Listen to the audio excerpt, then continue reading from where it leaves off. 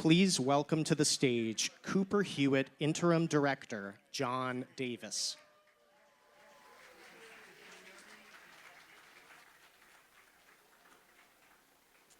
Good evening. When most people think about the Smithsonian, they think of our iconic museums here on the National Mall, such as this one, the National Museum of American History. And we are so delighted to be here at American History, fittingly in this museum's innovation space, One West. And we are very grateful to the director of the National Museum of American History, Anthea Hartig, for welcoming us here. As this museum demonstrates, as well as the museums that line the National Mall, we are a physical destination, but we are also so much more than that. And our collections are prominently at the heart of everything that we do. Our collections reflect our broad mission, and they include objects from history, art, culture, and science.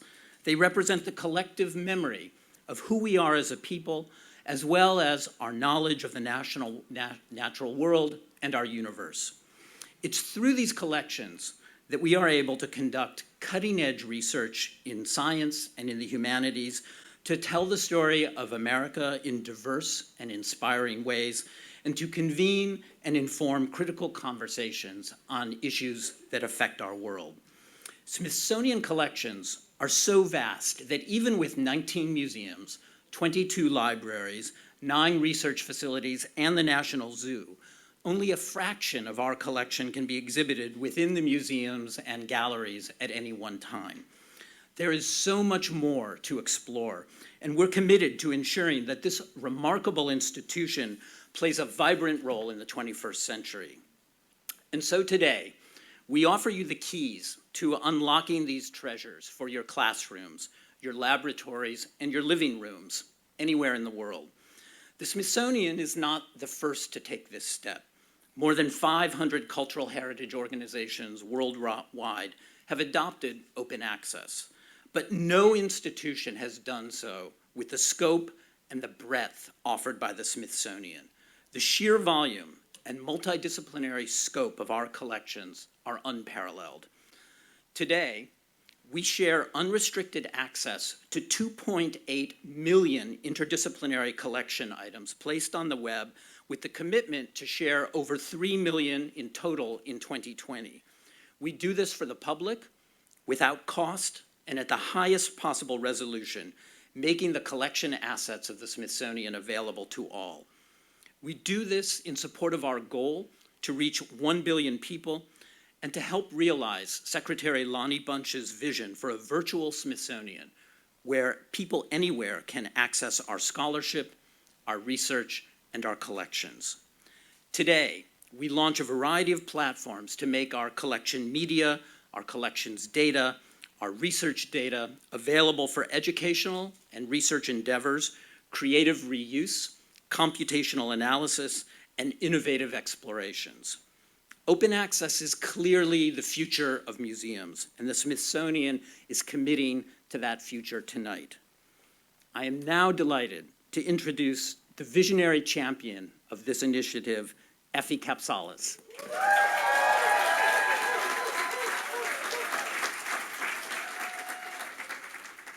Wow. This is such a good room to look around and realize how many people who have been here with us this whole way. I was reflecting on Twitter today. I've been researching this for about 12 years now and published a paper about this 5 years ago, looking at the impact of open access, and to see everyone here who came together to make this happen and that our websites did not come down today. I am so happy. Thank you. And 4 million image calls alone today. This is the value. Thank you, John, for your leadership in making this happen. We released, as you know, 2.8 interdisciplinary collections as CC0. Our goal for launching Smithsonian Access is to make the nation's collections available to anyone, to make new discoveries, build new knowledge, and develop new art to help us see the world a little differently. Remarkably, the Smithsonian's founder, James Smithson, an English chemist who died in 1829, provided some blueprints for this. I talked with his biographer who explained Smithson's view that the natural world could only be understood with the participation of many people assembling and sharing information. He used commonly found objects when conducting his experiments so others could replicate them. He wanted to understand everything from snake venom to improved methods for making coffee. His thirst for knowledge, frankly, reminds me of our researchers and curators today. He wrote the one line in his last will and testament, which still guides us, for the increase in diffusion of knowledge. And today, we launch several platforms to do just that. A Smithsonian Open Access portal with high-resolution download of 2D and 3D images, an API hosted on opendata.gov that allows for institutional access to millions of records, open educational resources on the Smithsonian's K-12 platform, Learning Lab, and interdisciplinary research data sets for download on the Smithsonian Figshare platform. Over 100 staff members came together to create the platforms and policy we released, which is not an easy task as the world's largest museum education and research complex. I appreciate their thoughtfulness in creating a value statement that reflects our responsibilities as keepers of the nation's collection. These values are stewardship and trust, diversity and inclusion, and dignity and respect. They will guide us in future phases of opening our collections, and we ask that you uphold these responsibilities as you build on these works. I'd like to thank the hundreds of photographers and catalogers, as well as the Smithsonian's Digitization Program Office, who facilitated the number and variety of images we released today. I'd also like to thank Google Arts and Culture, who generously supported the Smithsonian's launch celebration, and for creating some visualizations of our collections and exciting machine learning demos to come. And thank you to Amazon Web Services for providing the hosting of our high-resolution images as part of their public dataset program. Tonight and online, you're going to see a number of projects which frankly blow my mind. It has been deeply rewarding to work with these old and new friends as we usher in a new era of collaboration. I'm going to speed through the list, but I love them no less. The Astronauts team, John Sheska and Stephen Weinberg, Autodesk Tinkercard, Cesium, Creative Commons, Duke University's Morphosource, Georgetown University's MakerHub, Michael Jew, Amy Carl, the Kronos Group, MHC Foundation, the NM Bodecker Foundation, Matthew Putman, Sketchfab, Sumerian, Wikimedia DC, James J. Williams III. Now, I couldn't get through an enormous project without some creative fun myself. I've always liked the striking image from the Smithsonian Archives of a 1900 expedition to Wadesboro, North Carolina, to document the solar eclipse. Our researchers brought down a giant contraption and set it up in the field to capture the scientific phenomenon. The timeless image reminds me of how the Smithsonian has used technology since the beginning to understand the world. I worked with the local screen printer in Taylor to make this jumpsuit. You may see an 8-year-old in the audience, my daughter and my husband as well. He's older than that. She saw some sketches I made of this, and she iterated on my design. So there's always room for improvement. But it gave me the opportunity to sit down and teach her some image software skills and also to tell her about the solar eclipse. And my wish tonight is that Smithsonian Open Access collections inspire you to delight in the same way in new knowledge and creativity. Before I welcome the next speaker, there are several people that made tonight shine. I want to thank Alex Butera and the special events team, as well as Aaron Blasco, Elise Fisher, and Jess Sadek of the Office of Communications and External Affairs. Ryan King, Open Access Coordinator, who made this all come together. Andrew Gunter and the entire OCIO team. Rebecca Snyder from the National Museum of Natural History, who kept our eyes on digital preservation. my sincere gratitude. I also want to thank Neil Stimler for his early help in setting us on the right path and for sharing the best practices that he's accumulated with the Smithsonian. I now have the distinct honor to welcome the next speaker, an innovator himself as the founder of the National Museum of African American History and Culture. I am delighted Smithsonian Open Access is launching under your leadership. Please welcome the 14th Secretary of the Smithsonian, Lonnie G. Bunch III.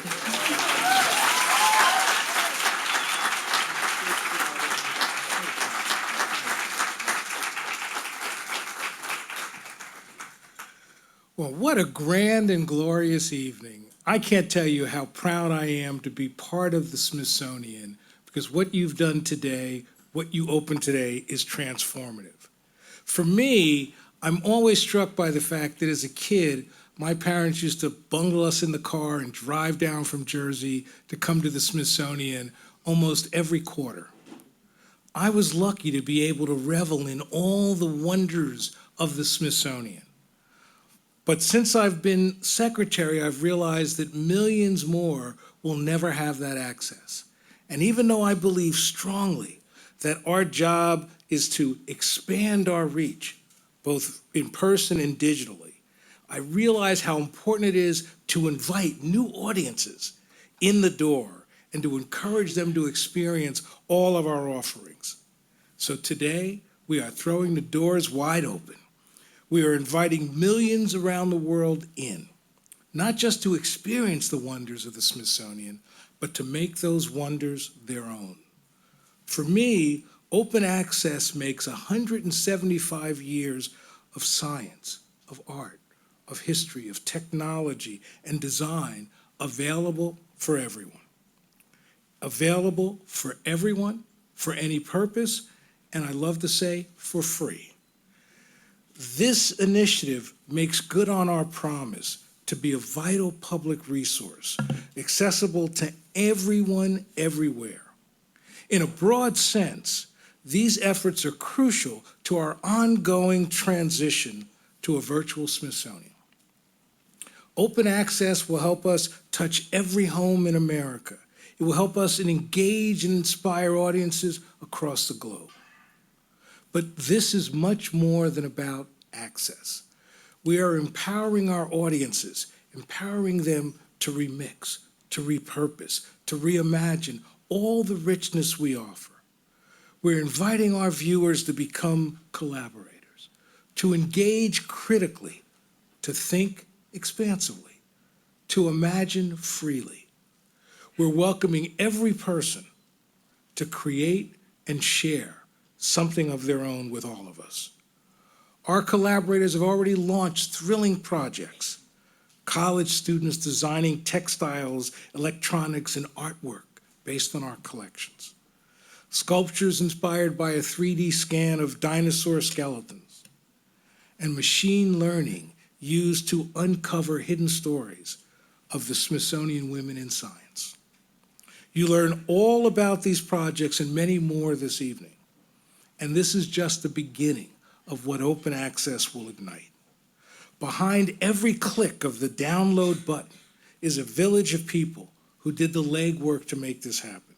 I am so proud that every single Smithsonian museum, gallery, archives, research center, and library contributed to this effort. This initiative has brought together departments that often don't have the occasion to talk to each other, whether it's education and rights and reproduction, curatorial teams, exhibition specialists, public programs and public relations experts, the IT people, and the General Counsel's office. What it reminds me is open access is proof to how remarkable things the Smithsonian can accomplish when we come together as an institution, when we cross those boundaries, when we do what we can for the greater good, not for individual museums. So let me offer my congratulations and thanks to over the 100 staff who made this happen. So let me take a moment and let's just thank those folks.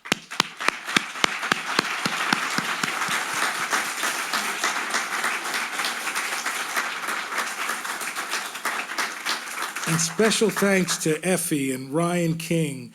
And I want to also call out John Davis, who has taken the leadership of this, who has fought for this in many different quarters. And we wouldn't be here in part without John's leadership. So John, thank you very much for what you've done for us. And it's important to recognize that Steve Case and the Regents have been very supportive of this idea, championing it, prodding us, challenging us, but most importantly, supporting us. So I want to thank you, Steve, and thank the Regents for what you've done for this.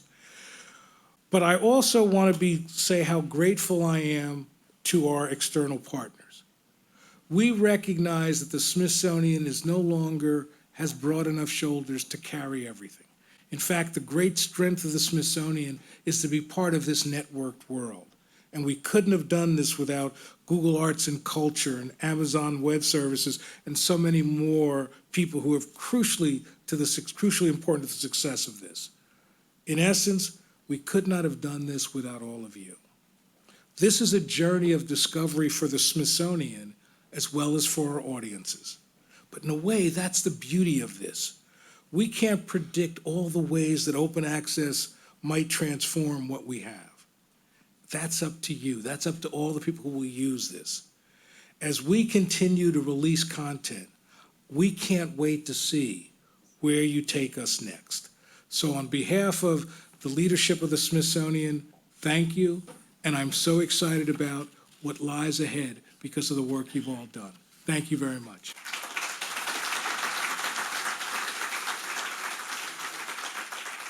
There are 3 individuals speaking tonight who share the Smithsonian's goal for making the Smithsonian's collections available to people around the world.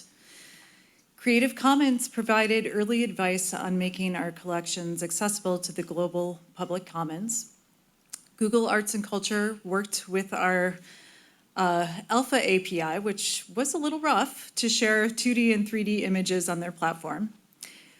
And Wikimedia Foundation, as a key partner on the Smithsonian American Women's History Initiative, they are helping us to share our growing scholarship about diverse American women.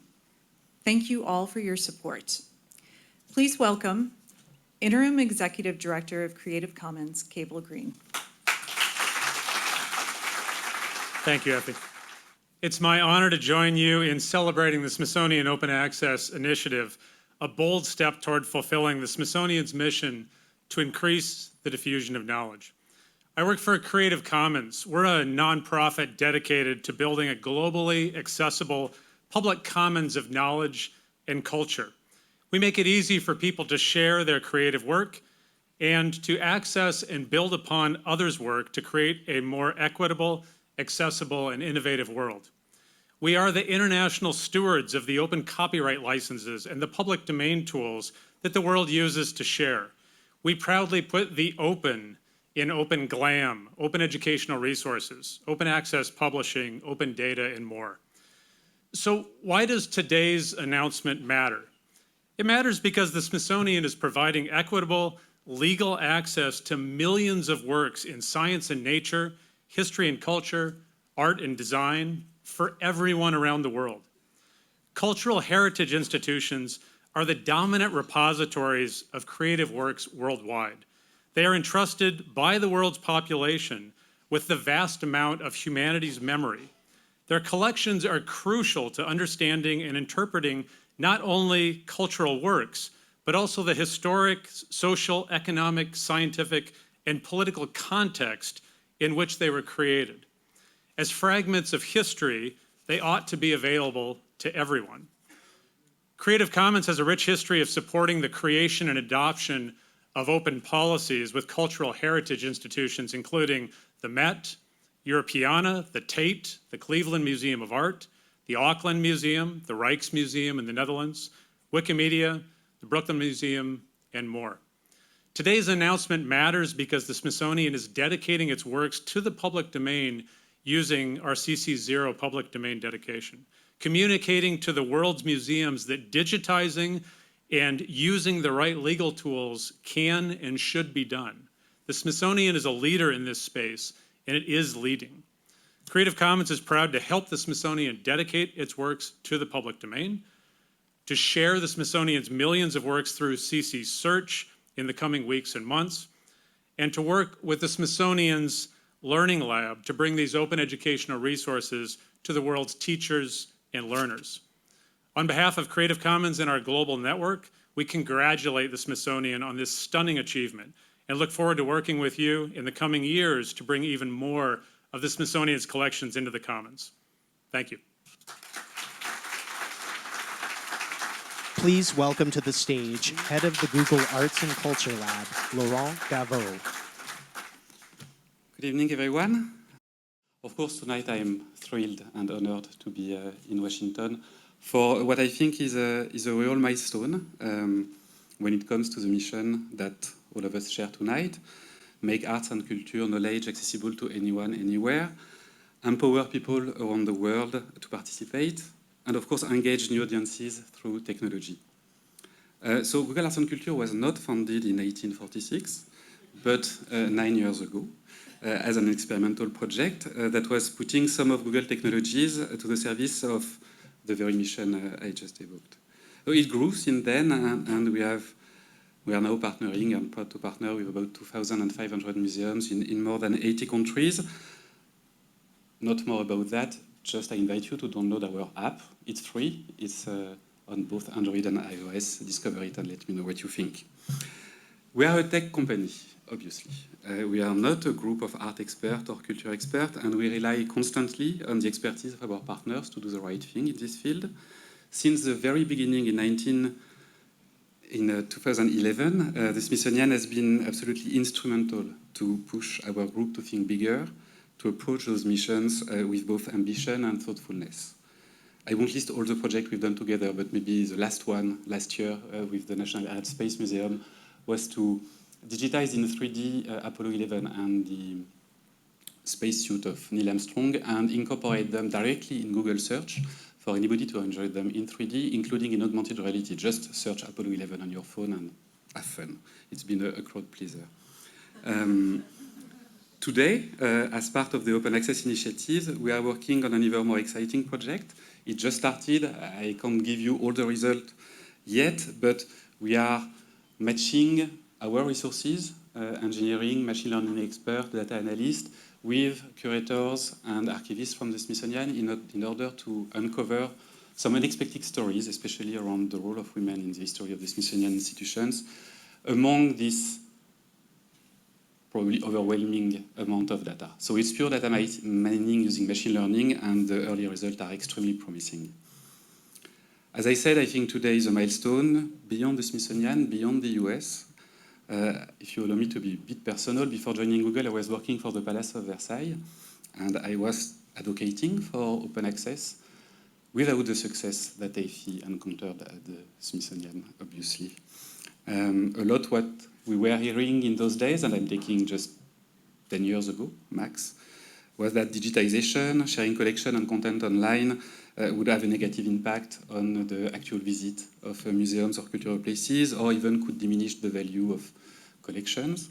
We are thinking the opposite, that the more you share, the more you engage, the more you create desire for culture, both online and in the real world. Fast forward, about 10 years later, the Smithsonian is releasing close to 3 million cultural artifacts under Creative Commons for the whole world to learn, to create, to play, to get inspired, to inspire the cultural ecosystem in return. So thanks again to the Smithsonian for leading, and we are proud to be your partner. Thank you. Please welcome to the stage Executive Director of the Wikimedia Foundation, Catherine Marr. Good evening. It is such a pleasure to be with you here tonight. You may never have heard of the Wikimedia Foundation, but I suspect you have heard of what we do, which is Wikipedia. We support the website that is actually a community of people. And I think cultural heritage is something that we share. Wikimedia is actually built as a tertiary source on a web of secondary sources, and those secondary sources are very often and very frequently and very much appreciatedly cultural institutions. An encyclopedic range of cultural institutions from around the globe of which in the microcosm here, we see the Smithsonian Institution with the range of everything that you do, from the sciences to the arts. We see that reflected on the sites of Wikimedia. But we are also a community. We are a community of learners and sharers made up of creators and tinkerers and curators and experts. We are the community of Wikimedians who write Wikipedia, who upload images to Wikimedia Commons, who curate Wikidata, all of these sites together which make up the vast Wikimedia ecosystem, which also just happens to be one of the world's most popular and beloved websites. And who are those people? Those are the people who walk through the doors of this institution every day, the ones who come to marvel at and adore your collections and then go home to learn more about what it is that they've seen here.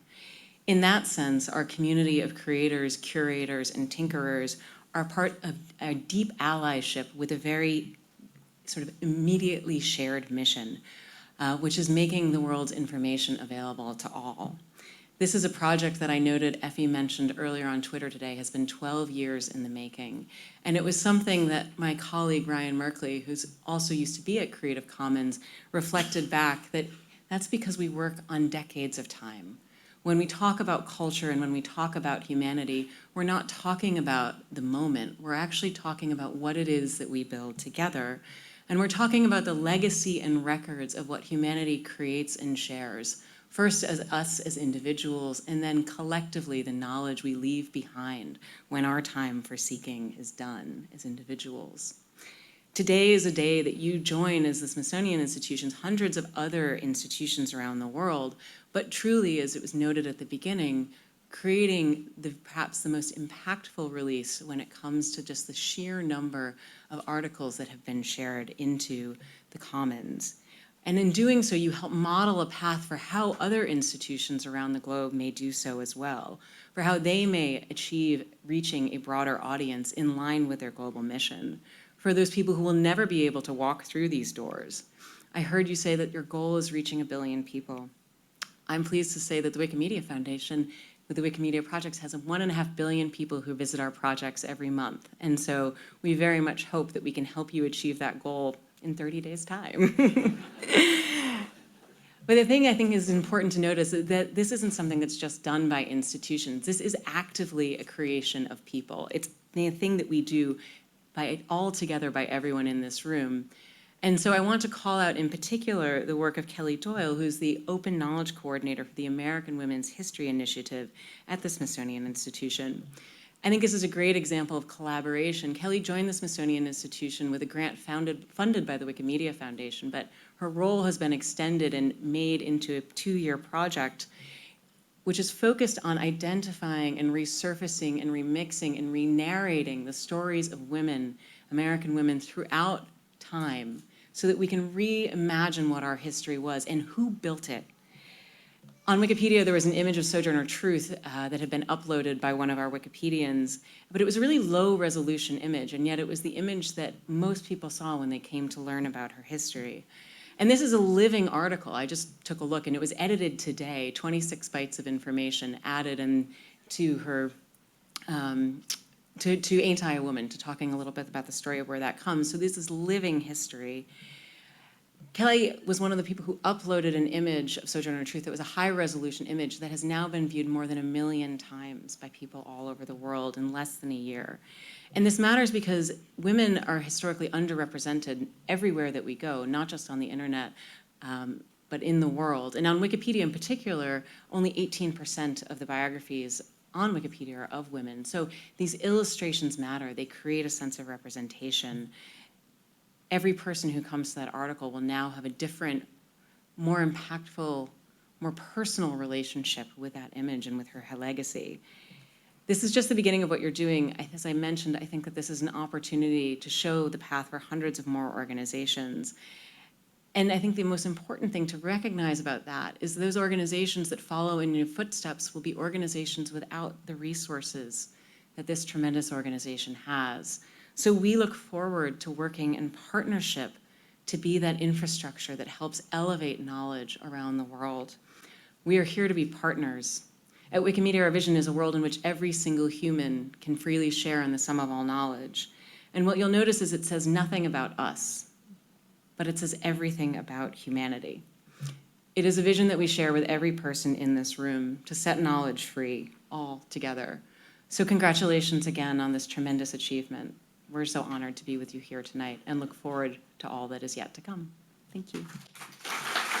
Please welcome to the stage Chair of the Smithsonian's Board of Regents, Steve Case. Good evening. Great to see everybody here. I just wanted to share a couple of perspectives. The main reason I'm here is to let you know how important everybody at the Smithsonian, including the Regents, including Congress, thinks about this initiative, that we really want to figure out ways to reach more people in more places. Of course we love the museums. Of course we love the opportunity for people to come to a museum like this. In fact, my own first experience with the Smithsonian was in the 70s when I was a teenager, coming to this museum and being completely smitten by some of the technologies, including, some of you may not know what this is, but the ticker that the news was coming out of. That led me to say there's got to be ways to make this more accessible. I got involved in the internet, co-founded AOL in 1985, 35 years ago. And my second experience with the Smithsonian was almost 30 years ago when I marched here to try to convince the Smithsonian to get online. And we launched the Smithsonian first online presence, I think it was 1991 or 92, before the World Wide Web was even open. My most recent experience was when I joined the Regents a number of years ago and saw the momentum, the excitement, the sense of possibility about really taking the magic of the Smithsonian to reaching more people. And the digital strategy is fundamental. What Lonnie talked about the virtual Smithsonian is critical. And John took this up as an initiative and really kind of pushed everybody internally and even some folks externally to make this a priority. And particularly, I want to signal Effie's leadership as an entrepreneur in a large, complicated organization that isn't quite as agile and entrepreneurial as we'd like. So thank you for really making it a priority. And lastly, because we've seen in all the things I've had an opportunity to do, it really is about collaboration. It really is about partnership. There's a great African proverb: if you want to go quickly, you can go alone. But if you want to go far, you must go together. The reason this initiative launching today has so much potential is because of all the partners in this room and many others who have made it a priority. So I want to thank you for making this a key initiative. We have a lot of work to do to continue to build on this so we can achieve our goal of reaching 1 billion people, really changing what the Smithsonian is for a lot of people and being more digital, more collaborative, and much more agile and entrepreneurial. So thank you for your support. Now presenting Chris Funk, multi-instrumentalist for the Decemberists and creative director of the Bodecker Foundation, followed by Jolly Rapper. This is Chris Funk from the band The Decemberists and the Bodecker Foundation, and I'm extremely proud to introduce the final presentation of the night, a unique musical collaboration between Smithsonian Institution and the Bodecker Foundation, a Portland, Oregon-based nonprofit that empowers creative youth to imagine and achieve their artistic, educational, and professional dreams. What happens when you give 9 high school students and 7 artist mentors open access to the Smithsonian's archives? Over the course of 5 sessions earlier this month, some very talented teens from Portland Public Schools researched, wrote, and recorded 3 songs based on primary source documents from the Smithsonian. Let's see how they did. I'll figure it out. Wait a minute, we didn't answer the question. Do we want to work on one song or one subject? All or of do we the want to do above. 3 songs? Okay. The Smithsonian is sponsoring songwriters to create songs that have to do with the historical founding of the Smithsonian. The Smithsonian archive is huge, so I can really just go in and access anything. It's really cool to find something that's just from the primary source. First thing we did was read about all of these really cool people that none of us really knew much about. He falls desperately in love. Oh my god. Several times a month. Knowledge really gives your creative flow more. Like the relative minor. You're right. Everything you just said. We should name the song. Oh my gosh. Oh my god. What can we pull from down here? You can come up with an idea out of nothing at all. But I think if you do have something to work with, it definitely can help influence a direction. Because without information, there's no sustenance of what I'm creating. I want to read. Said I'm not 1870s being what they never be. I think my favorite part about the process for this project would have been figuring out the musical aspect, like connecting with those other people and getting to know them musically. Guys,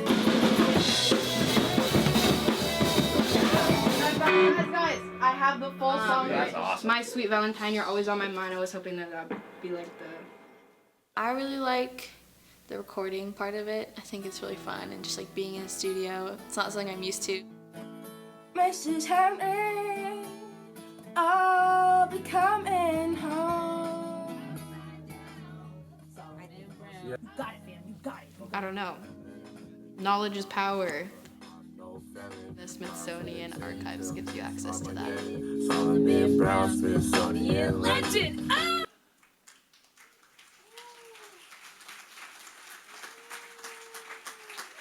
When I say I'm feeling, y'all say jolly. I'm feeling.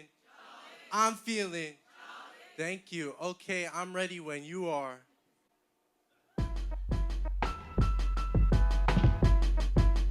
Hey, I'm feeling jolly.